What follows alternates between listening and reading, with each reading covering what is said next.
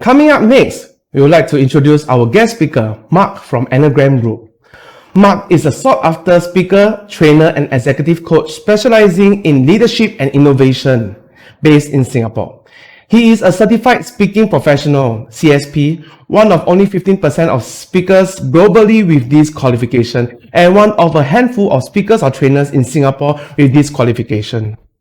Mark is a co-founder of Anagram Group, a corporate training company which won the British Chamber of Commerce Future of Work Award in 2018 for their work in helping organizations transform through innovation, design thinking, and ideathons.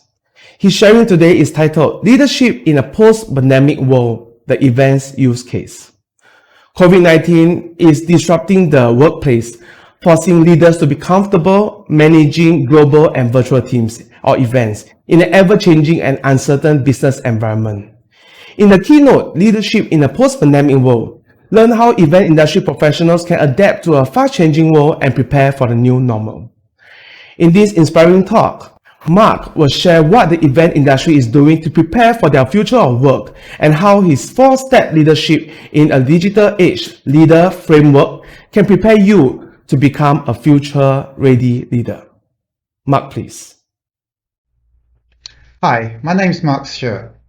Today I want to talk to you about how I see leadership changing in this post-pandemic world. It's clear that COVID's had a major impact on all of us, none more so than the event industry. And I used to spend a lot of my time speaking at events, at conferences, in some of the breakout sessions. So when your industry got impacted, so did mine. I lost most of my business. So therefore, from a leadership side, what I want to look at is what makes some people quickly change and pivot their business model, and what makes some still sitting on the sidelines, paralyzed by indecision and trying to decide what to do next. So we know that businesses everywhere have been impacted, and therefore what we're at in many ways is an inflection point. And what an inflection point is trying to look at is how do we make this key decision where we might be at a turning point in the future of the industry. This isn't a small decision. This could be changing the direction of your business for the ongoing future.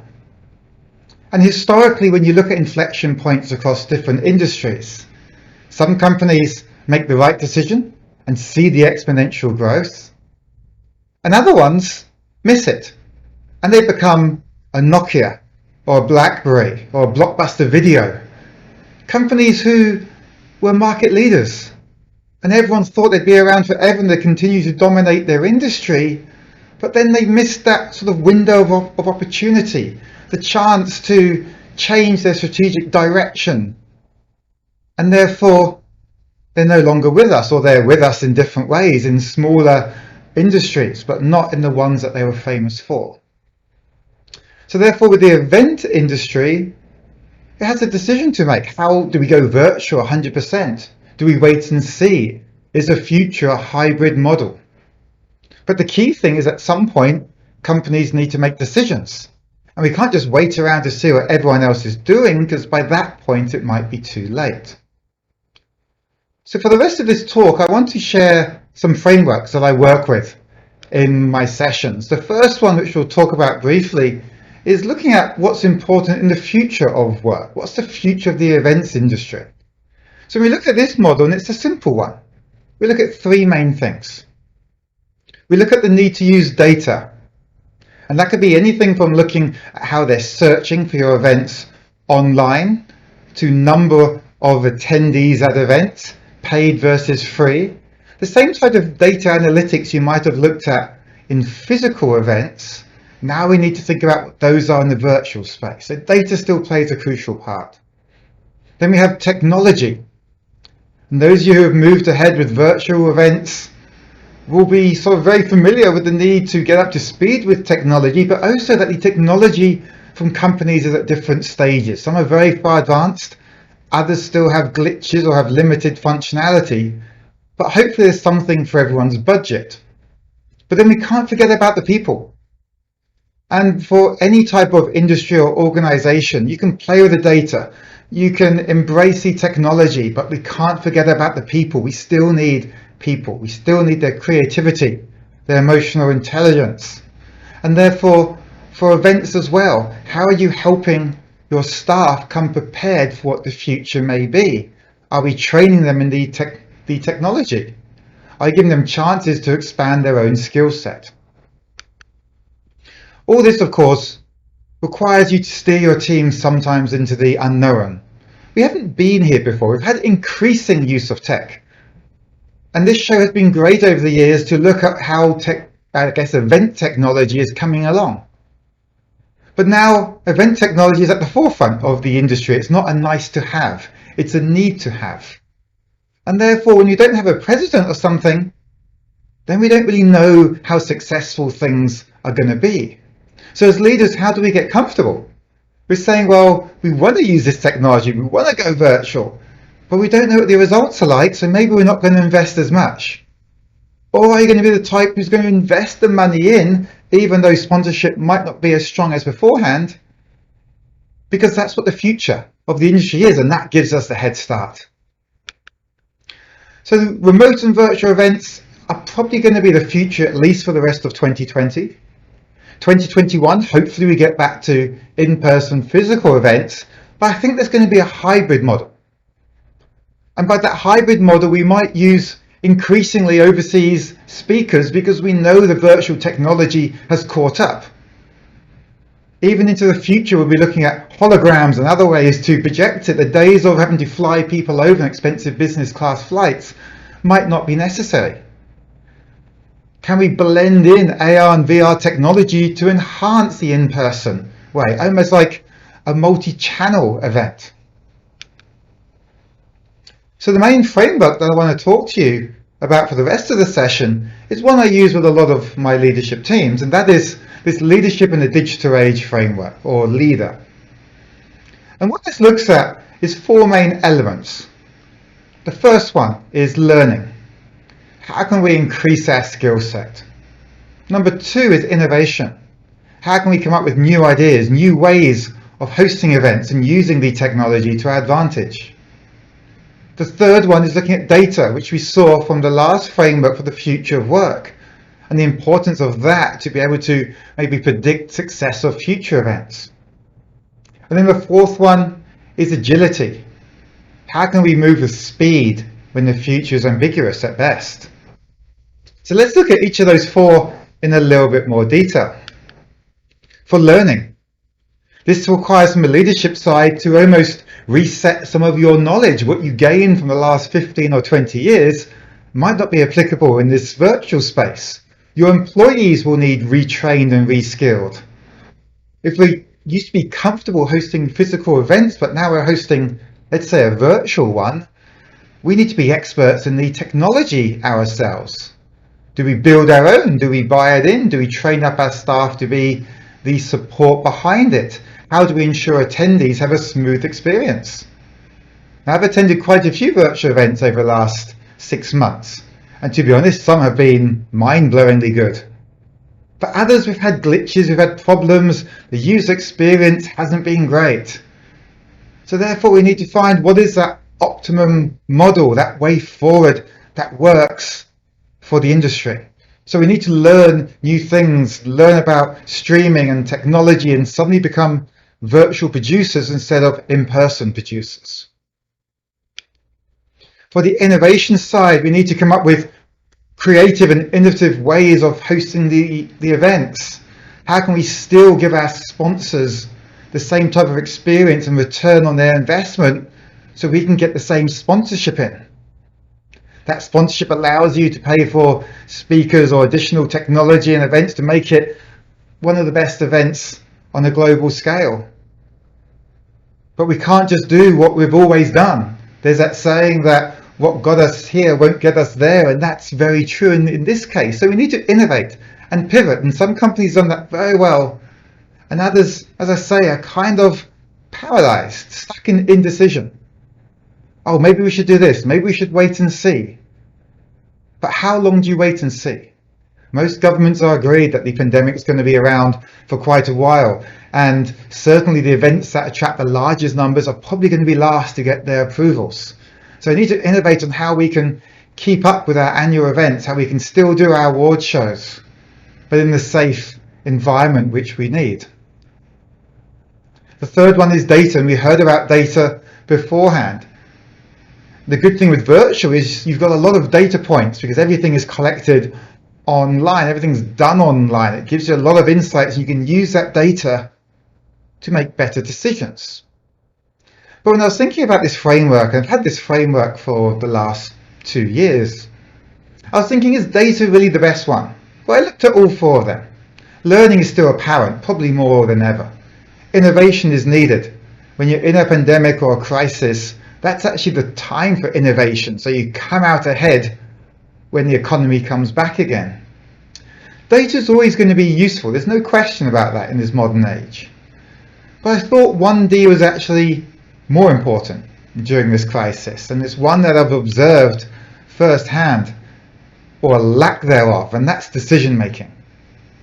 And I alluded to this in the earlier parts of this talk, that some leaders can't make the decisions, or they haven't made fast decisions, and therefore other companies, other events have got ahead quicker in this virtual space. They've adapted faster, they saw what was happening, they didn't wait and see. And still I see a lack of decision making in some cases. They know they need virtual, but they're going to postpone it for 4 or 5 months, or they're not too sure, or what platform do I use? Let's spend 3 months researching platforms. But what's needed in a crisis is decision making, and fast decision making. Yes, we still need to get the research in and the data in. But you can look at some of the political leaders around the world.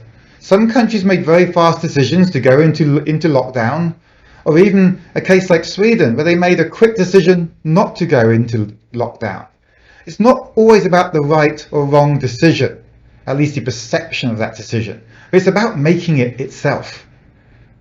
What do you need to get comfortable to make that decision, so you do it fast, that you're not waiting to see what happens, by which point sometimes the economy or the infection cases have gone up. And the final one is agility. Especially in this ambiguous, almost VUCA world, we need to be able to not just move with speed, but with agility. And therefore, if we make that decision from the last part, then we need to move quite quickly and mobilize our teams and try to do it in the fastest possible time. And that's a skill set in itself, because often we're held back by red tape or a risk-averse attitude, but we can't afford that when we're in a crisis, because many are just trying to survive. So the best leaders I've seen believe they don't have all the knowledge. They want to learn. They want to keep abreast of new technology. They're always thinking about how to make their events better. And yes, you might be doing that in person, but we need to get comfortable with what does that mean in the virtual world. Then we need to use data. We can use that data to support the decision making. So those Ds can go side by side. And all this needs to be done with the agility to allow us to move with the speed that's necessary to get the success that we need.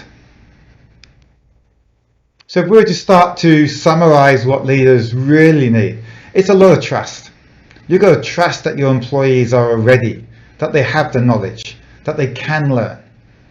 I sometimes hear comments to say, oh, yes, that's great, but our team's just not ready, they're not tech savvy. Well, fine. The L for the framework for leader is about learning. It's not just about you, it's about your employees. So what can you do to boost the skill set of your employees? Then we've got to keep up with the innovation and technology, and this event is a great start because it's being showcased here. So take your time to look around and speak to the companies and see what technology is available, because that could be the thing that keeps you ahead going forward. And yes, we do need to disrupt, because if we don't disrupt, we're going to be disrupted ourselves. And we don't want our business models disrupted. If you used to host successor events beforehand, you want to keep doing so. You want to retain your customers. You don't want all those years of building up your loyal customer base to suddenly go to other events because they've adapted to this new world quicker. So you almost need a two-pronged attack. One is what do we need in the short term, maybe till the end of 2020. And then we need some foresight, some analysis into what is going to be this new normal. Are we just going to go back to in-person? Is it going to be a blend or a hybrid? What does that mean? What is the future of the events industry, and how can you get prepared for it? And the final one is kind of an acceptance that the VUCA term has been around for 10 years or so, but now more than ever, it's real and it's apparent. Things are volatile, things are uncertain, it's complex and it's ambiguous. And therefore, rather than fight against it, we just need to embrace the ambiguity and just see it as a challenge, another challenge to our business model that we need to navigate. And if we can do that successfully, if we can change the mindset of the leaders and our staff, then we've got every chance of success. Ultimately, we can lead the change or we can be led by it. And most leaders I know want to be the ones who are leading it. That gives you the best chance of success. If not, others will dictate what your future holds. So in summary, as we move transitioning through this pandemic into what's going to be a post-pandemic world, as a leader, you really need to think about how to position your company for success. You've got a short-term goal to stay in business, to keep the revenue there, to keep the staff on, to adapt your events. But then also, we need to think about what are the skills required to allow us to prepare for the future. That allows us to be future ready. That allows us to drive our companies forward. And that allows us to be the leaders in the event space. Thank you very much for your time today. My name is Mark Stewart.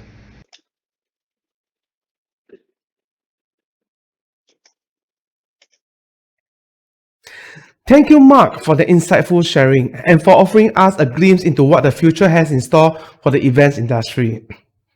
The COVID-19 pandemic is indeed an inflection point in learning, innovation, data, and agility, short form LIDA. There are certainly areas business leaders will have to prioritize to lead their firms in the future. During the session, if you have any questions you want to pose to Mark, you can simply click on Programs in the main stage, followed by the Q&A button for this session, and you will be redirected to the Pigeonhole Live link where you can pose your questions to Mark directly. Alternatively, you may scan this QR code on the screen.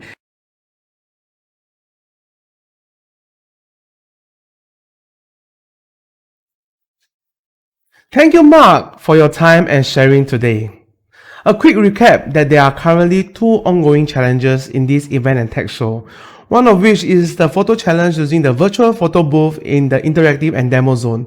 Snap a quick photo of you enjoying the various experiences on ETS to stand a chance to win a cool t-shirt. This is brought to you by UberSnap, our silver sponsor of Event and Tech Show 2020. That is it for the first challenge, and it seems like many of you are taking amazing shots in beating my photo. Well, there's another creative challenge waiting for you, the AR social media challenge. Yes, you heard it right. I'm sure that many of you, just like me, were amazed by the 3D logo upon entering the Event and Tech Show live site. Well, the levitating three-dimensional logo is not just something to catch our attention. When you hover the logo, you will notice that there is a text on the top right corner saying AR. Simply click on the button and a QR code will appear for you to scan. I guess I should not hide the details of the challenge further. Once you have scanned the QR code, you can use the recommended mobile application to render the 3D logo in the very room you are in. This is where you can get creative on where you want to render on and take a snapshot of it. If you manage to take the perfect shot, share it on your social media, be it Facebook, Instagram, or Twitter with the hashtags #ETS2020 and #ETS2020AR challenge. Then you will stand a chance to win a cool t-shirt delivered to your doorstep. In ETS, one booth type is the program-driven digital booth. Even in physical trade shows, exhibitors will plan interesting activities at their booth to attract fellow attendees to visit at specific timings to learn exclusive sharings. To name a few programs, there is a virtual tour at City Service Officers Republic Plaza. There are also several product introduction sessions from Time-Based, Metropolitan, YMCA, Events Partner, and more. These are the hard work created and curated by our fellow exhibitors. Attend this program to find out more. Finally, for very wholesome exhibitors, they have a lot to offer, and you may find both packages and programs available in their Elite Digital booth. Very soon, we will have Eugene from Spiffy speaking about building community and engagement into your events.